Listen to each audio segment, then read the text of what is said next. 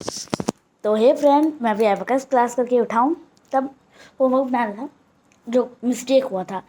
देखिए देखिए ये मटर मटर स्नैक, तब शाम का स्नैक्स था, मटर है ये। तो गाइस कल मेरी दीदी का बोर्ड एग्ज़ाम है, तब मैथ का बहुत टफ आया था, फिर से होगा। कल मेरी दीदी का इंग्लिश बोर्ड एग्ज़ाम। तो गाइस आपको मटर खाना आ रही है मेरे घर। मेरे घर के सामने एक तालाब है, पूरा फिश पूरा फिश होता है। आपको भी मेरे घर आना है तो ठंड में आइए, ठंड का मौसम है। मैं फिश खिलाऊंगा, मुझे तो फिश पसंद है।